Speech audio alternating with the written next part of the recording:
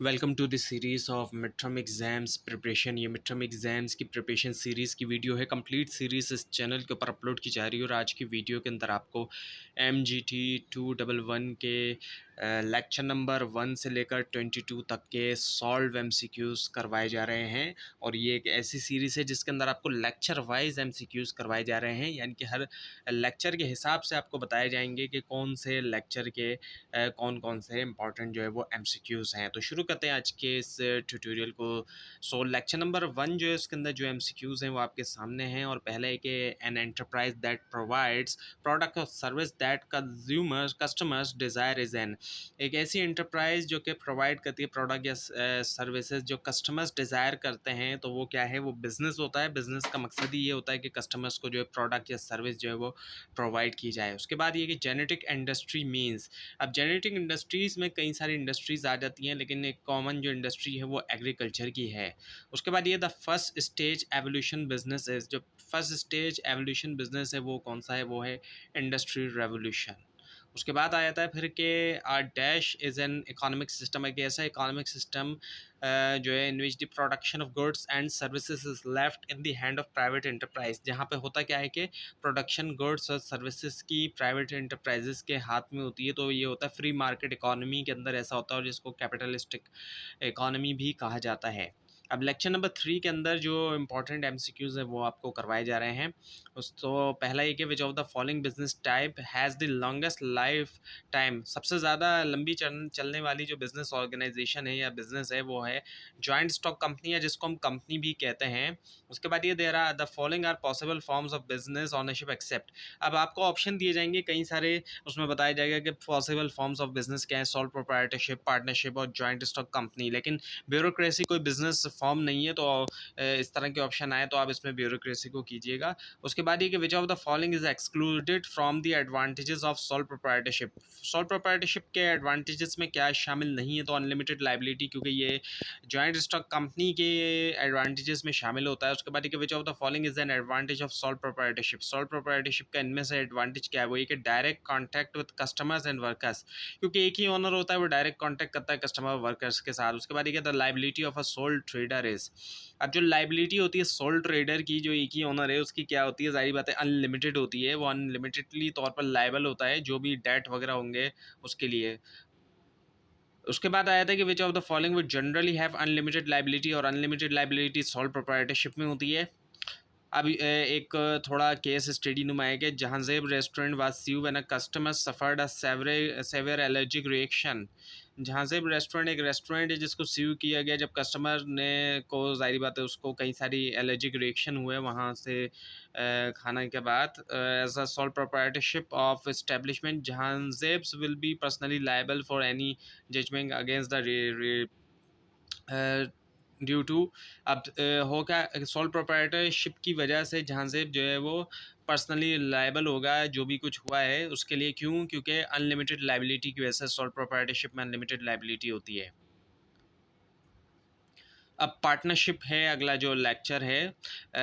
उसके तो इसमें ये कि which of the following is not among the benefits of partnership firm. Partnership के जो बेनिफिट्स में से नहीं है वो ये कि लैक ऑफ सिक्रेसी नहीं होती, क्योंकि एक से ज़्यादा पार्टनर्स होते हैं, ऑनर्स होते हैं। उसके बाद ये इन partnership did the profit and loss is distributed among the partner by the following ratio. अब किस रेशियो के मुताबिक जो है वो प्रॉफिट एंड लॉस को डिस्ट्रीब्यूट किया जाएगा पार्टनरशिप डीड के अंदर। तो वो होता है as per agreed ratio in the partnership deed है कि एग्रीड रेशियो है कि कितना जो है वो रेशियो बनता है हर पार्टनर का, ABC है जितने भी पार्टनर है उस हिसाब से। उसके बाद it is difficult to transfer the right of ownership. अब अपनी जो ऑनरशिप होती है वो बेचना बहुत मुश्किल होता है पार्टनरशिप के अंदर, जबकि कंपनी के अंदर ये आसान होता है और सॉल प्रोप्राइटरशिप में भी आसान होता है। और उसके बाद है कि जनरली ना लिमिटेड पार्टनरशिप। अब लिमिटेड पार्टनरशिप के अंदर होता है क्या है कि जो लिमिटेड पार्टनर्स होते हैं do not participate in management of the company. वो पार्टिसिपेट नहीं करते मैनेजमेंट ऑफ द कंपनी के अंदर। उसके बाद कि which of the following is the disadvantage of partnership. Partnership का डिसएडवांटेज क्या होता है? प्रॉफिट शेयरिंग होता है। उसके बाद कि in partnership deed profit and loss is distributed. Profit and loss distribute होता है एग्रीड रेशियो के मुताबिक। उसके बाद कि dash comprise partners whose liability is limited to cash और property they contributed to the partnership. अब कौन से पार्टनर ऐसे हैं जिनकी लाइबिलिटी लिमिटेड होती है, तो वो लिमिटेड पार्टनरशिप के अंदर होता है ऐसा। उसके बाद ये कि dash is considered a primary advantage to forming partnership. अब पार्टनरशिप को बनाने के जो फ़ायदे हैं उनमें से कई सारे हो सकते हैं। इंक्रीज स्पेशलाइजेशन का होना ये भी हो सकता है, इसके अलावा कैपिटल रेज होना ये भी हो सकता है। तो इस तरह के फ़ायदे हो सकते हैं। उसके बाद आया था फिर जॉइंट स्टॉक कंपनी का। तो इसमें ये कि which of the following business has to pay double taxes, तो जॉइंट स्टॉक कंपनी को देना होते हैं डबल टैक्सेस गवर्नमेंट का। उसके बाद यह certificate of ownership of a business, एक ऑनरशिप का जो सर्टिफिकेट है वो कौन सा होता है कंपनी के अंदर, वो स्टॉक होता है। उसके बाद ये आप major disadvantage of corporate organization, अब जो मेजर डिसएडवांटेज है कॉर्पोरेट ऑर्गेनाइजेशन का वो डबल टैक्स है। उसके बाद ये which of the following enjoys limited liability, limited liability corporation में होती है यानी कि कंपनीज में होती है। उसके बाद in which type of business entity the entire ownership is transferable most freely, यानी कि ईजीली सेल कर सकते हैं ऑनर जो है अपनी ऑनरशिप को। ये कॉर्पोरेशन के अंदर होता है, कंपनी के अंदर होता है, शेयर्स ईजिली कोई भी सेल कर सकता है। उसके बाद ये कि procedure of formation of a joint stock company वाला जो लेसन है इसके अंदर अब ये कि dash includes the rules and regulation necessary to manage the internal affairs of the company, जो इंटरनल अफेयर्स के हवाले से जो भी रूल्स एंड रेगुलेशन ज़रूरी होते हैं वो किसके अंदर होते हैं, वो आर्टिकल ऑफ एसोसिएशन के अंदर होते हैं। उसके बाद कि general information like appointment, election and powers of director, voting right, transfer of share mention. अब ये तमाम चीज़ें जितनी भी चीज़ें हैं ये जो जनरल इन्फॉर्मेशन है अपॉइंटमेंट के हवाले से, election, power of director, voting right, transfer share, ये आर्टिकल ऑफ एसोसिएशन में मेंशन है। उसके बाद की ब्रीफ हिस्ट्री हो गई, ऑडिटर्स रिपोर्ट, इस शेयर होल्डर्स इक्विटी लाइबिलिटी हो गई। इसके अलावा शेयर कैपिटल, ये तमाम मेंशन होती है कौन से डॉक्यूमेंट के अंदर, प्रोस्पेक्टस के अंदर होते हैं। उसके बाद एक कंपनी में raise its capital through which of the following sources, अब कंपनी कई सारे सोर्सेज के ज़रिए हासिल कर सकती है all of the given option, तो कई सारे आपको ऑप्शन दिए जा सकते हैं जैसे कि कैपिटल के सॉरी ये शेयर्स के ज़रिए कर सकती है और बॉन्ड्स वगैरह के ज़रिए कंपनी जो है वो कर सकती है। उसके बाद ये कि the board of the power of the board of director to borrow from the bank are mention it, अब जो पावर होती है बोर्ड ऑफ डायरेक्टर्स की कि वो बोरो करें फ्रॉम बैंक, बैंक से बोरो करें, वो ये होती है आर्टिकल ऑफ एसोसिएशन के अंदर।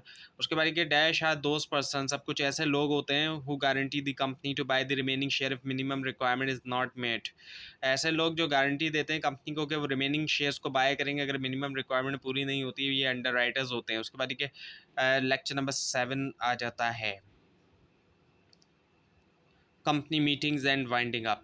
So election of board of directors done by share holders, और ये ऐसा कब होता है जो इलेक्शन होते हैं बोर्ड ऑफ डायरेक्टर के शेयर होल्डर्स के ज़रिए, ये एनुअल जनरल मीटिंग के अंदर होते हैं। उसके बाद to call extraordinary meeting, how many days notice is required, कितने दिनों का नोटिस रिक्वायर्ड होता है एक्स्ट्राऑर्डिनरी मीटिंग को बुलाने के लिए, किस दिनों का होता है। उसके बाद ये कि according to section 305 of company ordinance, section 305 जो कंपनी ऑर्डिनेंस का उसके मुताबिक कंपनी में वाउंड अप बाय कोर्ट, एक कंपनी जो है वो उसको बंद किया जा सकता है कोर्ट के ज़रिए under which of the following circumstances, कौन से सर्कमस्टेंसेस में, कि अगर वो क्या हो fails to submit statutory report, वो फेल हो जाती है स्टैट्यूटरी रिपोर्ट सबमिट करने में। उसके बाद देखिए विच of the following is the source of acquiring of redeemable capital, अब कई सारे सोर्स होते हैं एक्वायर करने के लिए रिडीमेबल कैपिटल के।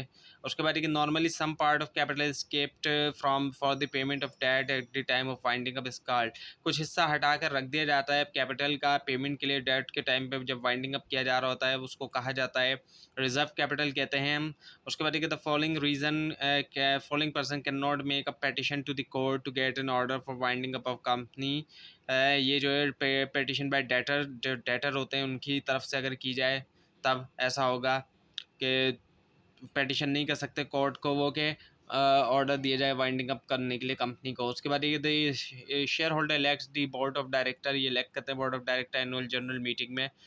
उसके बाद अब लेक्चर नंबर 8 को अगर हम देखें तो इसमें कोऑपरेटिव सोसाइटीज़ हैं। सो cooperative societies are not form for, इनको किस लिए नहीं बनाया जाता, अर्निंग ऑफ प्रॉफिट के लिए नहीं बनाया जाता। और एडवांटेज ऑफ कोऑपरेटिव सोसाइटी में हम देखें तो इसमें ये है कि इंटरफेरेंस ऑफ गवर्नमेंट रहता है, तो इसलिए उसके एडवांटेज में शामिल नहीं है क्योंकि गवर्नमेंट का इंटरफेयर इसमें ज़्यादा रहता है, गवर्नमेंट सपोर्ट भी करती है और इंटरफेयर भी करती है। लेक्चर नंबर 9 है entrepreneurship and business plan. So component of business plan में तमाम चीज़ें शामिल होती हैं लेकिन जो एक्सटर्नल कंपोनेंट है ये शामिल नहीं होते। उसके बाद ये कि when entrepreneur establish a business, अब एस्टैब्लिश जब करते हैं बिजनेस को, they must first decide on the form of, वो पहले क्या सोचते हैं कि ऑनरशिप की तरफ, पहले ऑनरशिप की ही सोचेंगे तब जाके बाकी स्टेप्स ले सकेंगे। उसके बाद देखिए विच of the following should be consider when designing a business plan, तो कई सारी चीज़ें इसमें कंसिडर की जाती हैं। उसके बाद देखिए all of the following are consider crucial ingredients that are needed to ensure needed in order for a business to be able to make a profit except. तो जो क्रूशियल इंग्रेडिएंट्स है बिजनेस को प्रॉफिट में लाने के लिए, लेकिन जो नहीं है वो है फाइनेंशियल काउंसलर्स। उसके बाद देखिए disadvantages associate with being an entrepreneur include all of the following except. जो डिसएडवांटेज जुड़े हुए हैं एंटरप्रेन्योर होने से तमाम शामिल है, एक को छोड़कर, वो ये कि ensuring the business functions properly. अब फ्रेंचाइजिंग का लेक्चर है अगला, वो ये कि an agreement between two parties in which one party poses the rights to the other party. एक पार्टी जो है वो उसके पास राइट्स है, तो वो क्या है, फ्रेंचाइजिंग, फ्रेंचाइजर और फ्रेंचाइजी, तो फ्रेंचाइजिंग है। उसके बाद ये कि तो फ्रेंचाइजिंग के अंदर जो है, अच्छा ये एक बात है ये कि फ्रेंचाइजिंग के अंदर दो पार्टीज होती हैं, एक पार्टी राइट देती है दूसरी को, तो ये होता है फ्रेंचाइजिंग के अंदर। उसके बाद ये an agreement whereby business owners allow others to use the trademark trade name under specified condition is franchise. So यहाँ पर फ्रेंचाइज के अंदर ये ऐसा होता है कि अलाउ किया जाता है कि वो ट्रेडमार्क नेम और कॉपीराइट वगैरह यूज़ करें स्पेसिफाइड कंडीशन के अंदर। उसके बाद कि success and failure of a business, a firm that acquire another firm as a parts of its overall business strategies engaging in strategic acquisition. एक स्ट्रेटेजिक एक्विजिशन होती है जब एक फर्म जो है वो एक्वायर करती है दूसरी फर्म को। उसके बाद ये कि which of the following is false, इनमें से कौन सा जो है वो फॉल्स है। अब जो फॉल्स ये कि one reason for failure of business that most entrepreneur are younger than 25 year old, तो ये कोई वैलिड रीज़न नहीं है, इसलिए ये फॉल्स है। उसके बाद ये फॉरेन ट्रेड का लेक्चर है, trade receipt are greater than the trade payments then the balance of payment. अगर ट्रेड रिसीट ज़्यादा है पेमेंट्स के मुकाबले में, तो ऑब्वियसली बात है ये फेवरेबल होगी बैलेंस ऑफ पेमेंट। उसके बाद पाकिस्तान एक्सपोर्टिंग, बहुत सी चीज़ें पाकिस्तान एक्सपोर्ट कर रहा है, जैसे स्पोर्ट्स गुड्स हो गए और टेक्सटाइल हो गया, और उसके अलावा फ्रूट्स वगैरह, ये सारी चीज़ें आ जाती हैं। उसके बाद the records of countries import and export of goods and service, जो रिकॉर्ड किया जाता है कंट्री की इंपोर्ट और एक्सपोर्ट गुड्स और सर्विसेज की, वो बैलेंस ऑफ पेमेंट खिलाया जाता है। उसके बाद विच ऑफ द फॉलोइंग में से कौन सा जो है वो is the treaty design to remove barrier to the free flow of goods and services and capital between nations. So ये ट्रीटी जो था ये है वर्ल्ड ट्रेड ऑर्गेनाइजेशन, बल्कि एक ऑर्गेनाइजेशन बनाई गई फ्री ट्रेड के लिए, लिबरल ट्रेड के लिए। उसके बाद ये कि बैरियर्स टू इंटरनेशनल ट्रेड, अब इंटरनेशनल ट्रेड में जो बैरियर्स हैं वो वाला ये लेसन है। सो एक्सपोर्ट सब्सिडीज जो इनमें से यानी कि ऑप्शन में से दिया जाएगा वो क्या होगी, वो ये होगी कि government payments to domestic producers to reduce price on exported goods, जो गवर्नमेंट पेमेंट्स होती हैं डोमेस्टिक प्रोड्यूसर्स को रिड्यूस करें प्राइस एक्सपोर्टेड गुड्स के ऊपर। अब ये कि ऑल ऑफ द फॉलोइंग जितने भी ऑप्शन दिए गए हैं except dash are considered to be barriers to free trade, ये है सब्सिडीज। और उसके बाद फिर लेक्चर नंबर 14 है the different types of stakeholder involve in a business include all of the following are except courier, courier शामिल नहीं होता स्टेक होल्डर्स के अंदर, इसलिए ये आंसर है, एक्सेप्शन में आएगा ये। उसके बाद कि many organisation provide guidelines of behaviour to employ through a code of, बहुत से ऑर्गेनाइजेशन क्या करती हैं, गाइडलाइन ऑफ बिहेवियर प्रोवाइड करती हैं एम्प्लॉयज़ को कोड ऑफ डैश के ज़रिए, किसके ज़रिए, रिस्पॉन्सिबिलिटी एंड एथिक्स के ज़रिए। उसके बाद ये कि if a very successful fast food restaurant has been ignoring concern customer concern about small war toy and toy guns included in their kit meals, then manager should begin focus on improving the firms। एक बहुत ही successful fast food restaurant है, लेकिन वो ignore कर रहा है कि customer का जो कंसर्न है, जैसे कि स्मॉल वॉर टॉय हो गया, टॉय गन हो गई, बच्चों के मील में वो इंक्लूड करें। तो मैनेजर को फोकस करना चाहिए इम्प्रूव करने में किस चीज़ को, फर्म के जो एथिक्स हैं। उसके बाद कि dash is a dimension of social responsibility that includes hiring. अच्छा अब एक ऐसी डायमेंशन सोशल रिस्पॉन्सिबिलिटी की जिसमें क्या है कि माइनॉरिटी वर्कर्स को शामिल किया जाए, ऐसे लोग जो कि माइनॉरिटी में हैं हमारे कंट्री में, जिस तरह माइनॉरिटी में लोग हैं नॉन मुस्लिम, उनको माइनॉरिटी कंसिडर किया जाता है यहाँ पर। और इसके अलावा मेकिंग सेफ प्रोडक्ट्स, ऐसी प्रोडक्ट बनाई जाए जो सेफ प्रोडक्ट हैं, और मिनिमाइजिंग पॉल्यूशन को मिनिमाइज़ किया जाए, और एनर्जी यूजिंग एनर्जी वाइजली, जो एनर्जी वगैरह है उसको अच्छे तरीके से मतलब इस्तेमाल किया जाए, वेस्ट ना किया जाए, जैसे कि इलेक्ट्रिसिटी या गैस वगैरह। और इसके अलावा कि providing a safe work environment, और जो है वो एनवायरनमेंट भी ऐसा हो जो लोग काम कर रहे हैं उनके लिए सेफ्टी हो, ऐसा ना हो कि वहाँ लोगों के मतलब एक्सीडेंट्स हो रहे हैं या फिर इंजरीज हो रही हैं, इस तरह की चीज़ें। तो ये आता है कॉर्पोरेट रिस्पॉन्सिबिलिटी में आता है ये तमाम चीज़ें, जो भी जहाँ पे भी ऐसा होगा तो वो कॉर्पोरेट रिस्पॉन्सिबिलिटी का ख्याल रख रहे हैं कि वो माइनॉरिटी वर्कर्स को भी वो हायर कर रहे हैं, सेफ प्रोडक्ट बना रहे हैं, मिनिमाइज़ कर रहे हैं पॉल्यूशन को, यूज़ कर रहे हैं एनर्जी को वाइजली, प्रोवाइड कर रहे हैं वो सेफ वर्क एनवायरनमेंट।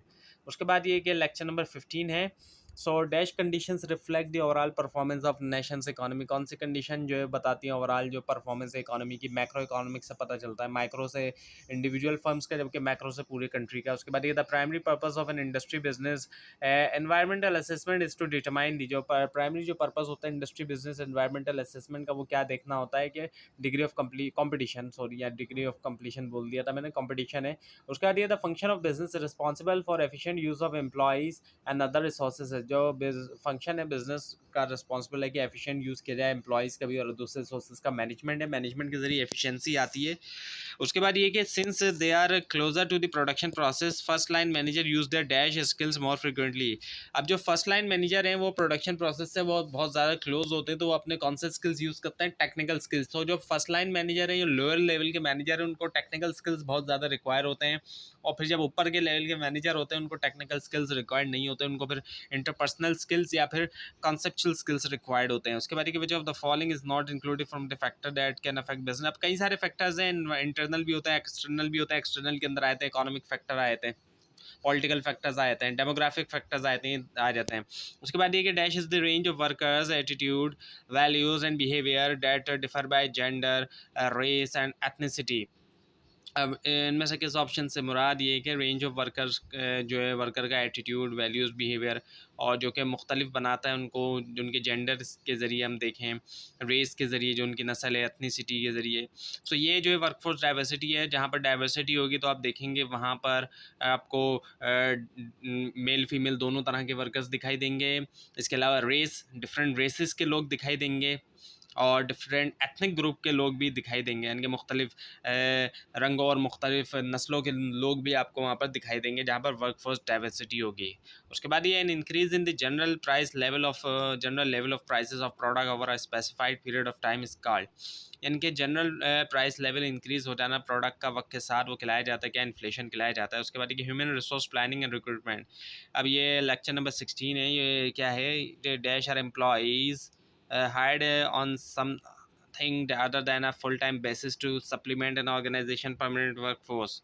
अब ये जो है कुछ ऐसे एम्प्लॉयज़ होते हैं जो कि सप्लीमेंट के तौर पे काम करते हैं परमानेंट वर्कफोर्स के लिए, परमानेंट तौर पे नहीं होते, ये कंटिजेंट वर्कर्स कहलाए जाते हैं। उसके बाद ये the process of attracting the people for job, लोगों को अट्रैक्ट करने का जो प्रोसेस होता है जॉब के लिए, वो रिक्रूटमेंट कहलाया जाता है।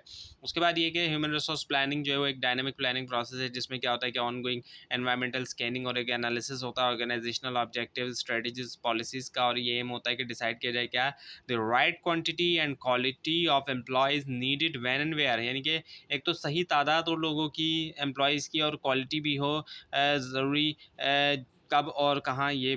उसके बाद ये कौन सा चार्ट जो है वो शो करता है टर्नओवर एक ऑर्गेनाइजेशन में, और रिप्लेसमेंट चार्ट शो करता है।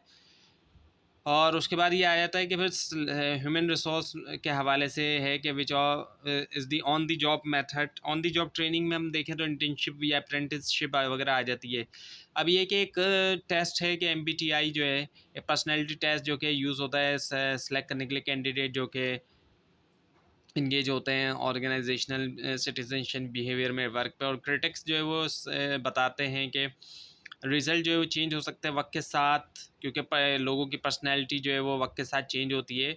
सो इसी वजह से टेस्ट और ये रिलायबल है, सॉरी वैलिड है, लेकिन रिलायबल नहीं है, वक्त के साथ साथ चेंज हो सकता है। उसके बाद ये आता है कि फिर selection devices data based upon physical condition of candidate are known as. So जो फिजिकल कंडीशन के ऊपर बेस करती हैं सिलेक्शन डिवाइसेस, वो क्या है, मेडिकल टेस्ट की हैं। उसके बाद ये कि degree to which a tool और test measures what is it is suppose to measure is known as. ऐसा टूल जो है या टेस्ट जो मेजर करता है कि जो उसको मेजर करना चाहिए, तो उसको हम क्या कहेंगे, वैलिडिटी कहेंगे। इनके वैलिड है, जिस हद तक वैलिडिटी है तो उतना बेहतर मेजर करता है जो करना चाहिए उसको। अब लेक्चर नंबर 18 ये कि wages are paid for, wages paid की जाती हैं शॉर्ट टर्म के लिए। हॉथन स्टडी फाउंड, उसमें क्या पाया गया कि सोशल एंड साइकोलॉजिकल फैक्टर जो है could significantly affect productivity. Social और साइकोलॉजिकल फैक्टर सिग्निफिकेंटली तौर पर प्रोडक्टिविटी को अफेक्ट करते हैं। लेक्चर नंबर 19 जो है इसमें क्या है कि इनमें से कौन सा जो है वो डिसएडवांटेज होता है, मॉडिफाई स्केजुअल और अल्टरनेटिव वर्क प्लेस का एक कॉम्प्लिकेटेड किस्म का कोऑर्डिनेशन होता है। और उसके बाद ये कि अमंग डिफरेंट मैनेजरियल स्टाइल, बहुत से मैनेजरियल स्टाइल में अगर हम देखते हैं तो इनमें से कौन सा अलाउ करता है कि बहुत तेज़ी से डिसीजन हो जाए, या ऑटोक्रेटिक स्टाइल होता है।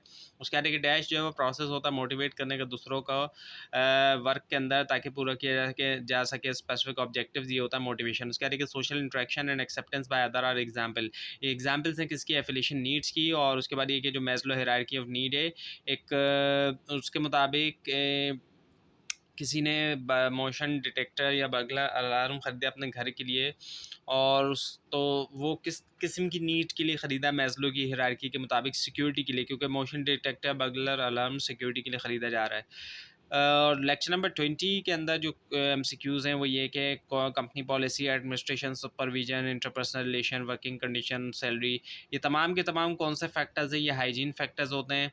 और उसके बाद ये कि इनमें से कौन सा इंपॉर्टेंट है इंप्रूव करने के लिए, एक्सपेक्टेंसी हुई कि deliver reward as promise, reward को डिलीवर किया जाए जैसे कि प्रॉमिस किया जाता है। उसके बाद ये कि लेक्चर नंबर 21, उसमें ये कि इनमें से कौन सा रिप्रेजेंट करता है सेट जो है प्रोसीजर्स का, जिसमें शामिल है दोनों मैनेजर और सबऑर्डिनेट, सेट करने में गोल्स और इवेल्यूट करने में प्रोग्रेस, वो है मैनेजमेंट बाय ऑब्जेक्टिव्स। उसके बाद ये कि इनमें से कौन सा अलाउ करता है एम्प्लॉयज़ को कि सेट करें उनके गोल, और देखें कि मैनर जिसके अंदर वो पूरे करते हैं अपने टास्क, वो है मैनेजमेंट बाय ऑब्जेक्टिव्स। उसके बाद ये कि कौन सी फर्म जो है कब जो है फर्म डेलीगेट करती है ज़्यादा अथॉरिटी अपने एम्प्लॉयज़ को, और ये इससे मुराद होता क्या है कि एम्पावरमेंट। और उसके बाद ये जो टर्म जॉब रोटेशन है, इसका से मुराद क्या है, means that staff is move, staff जो मूव होता है पीरियडिकली टास्क टू टास्क से, ताकि इंक्रीज़ किया जाए वैरायटी और इंटरेस्ट।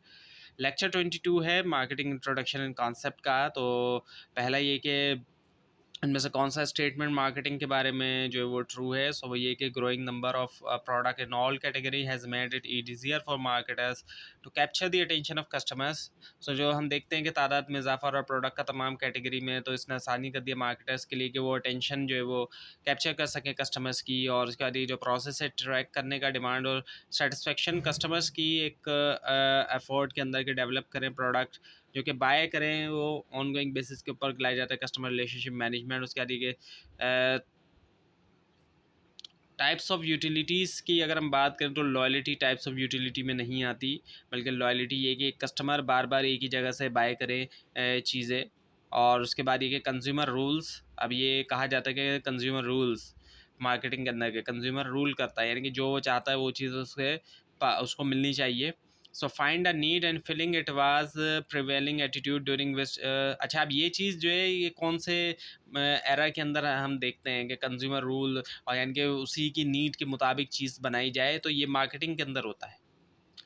और उसके बाद ये the marketing concept is, marketing concept क्या है कि company wide customer orientation with the objective of achieving the maximum amount of profit. Company wide जो है कस्टमर ओरिएंटेशन हो, यानी कि कस्टमर के मुताबिक हो, ऑब्जेक्टिव क्या हो कि अचीव किया जाए मैक्सिमम जो है प्रॉफिट भी। उसके बाद ये डैश इन्वॉल्व, इनमें से किस में, यानी कि जो ऑप्शन दिए होंगे उनमें ये है कि लॉन्ग टर्म उसमें शामिल है वैल्यू एडेड रिलेशनशिप जो कि डेवलप होते हैं वक्त के साथ कस्टमर्स और सप्लायर के साथ, ये रिलेशनशिप मार्केटिंग के अंदर होता है। उसका ये कि एक एक्टिविटी जिसके अंदर दो या ज़्यादा पार्टीज जो वो देती हैं समथिंग ऑफ वैल्यू, कुछ वैल्यू की चीज़ जो है ईच अदर एक दूसरे को क्या सेटिस्फाई करे परसीव नीड, वो खिलाया जाता है एक्सचेंज प्रोसेस। उसके बाद एक कैमरास, क्लोथ्स और हाउस और आइटम, ये जो एग्जांपल ऑफ प्रोडक्ट है जो कि एग्जिस्ट करता है किसमें, कंज्यूमर मार्केट में। उसके बाद एक परचेज बाय कंपनीज, अब कंपनीज जो चीज़ें परचेज करती हैं ताकि अगर प्रोड्यूस करें दूसरे प्रोडक्ट, वो खिलाया जाता है कि इंडस्ट्रियल गुड्स खिलाया जाता है, वो कंज्यूमर गुड्स नहीं होता बल्कि इंडस्ट्रियल गुड्स होते हैं। तो ये थी आज की वीडियो। आपको इस बारे में कोई क्वेश्चन है, खासतौर पर इसमें कोई मिस्टेक दिखाई दे, ज़रूर हाईलाइट कीजिए। और इस पूरी सीरीज़ को देखने के लिए और मिड टर्म और फाइनल टर्म एग्जाम्स की प्रिपरेशन के लिए इस चैनल को सब्सक्राइब कीजिए, बेल आइकन के ऊपर क्लिक कीजिए। Thanks for watching this video and best of luck for your exams.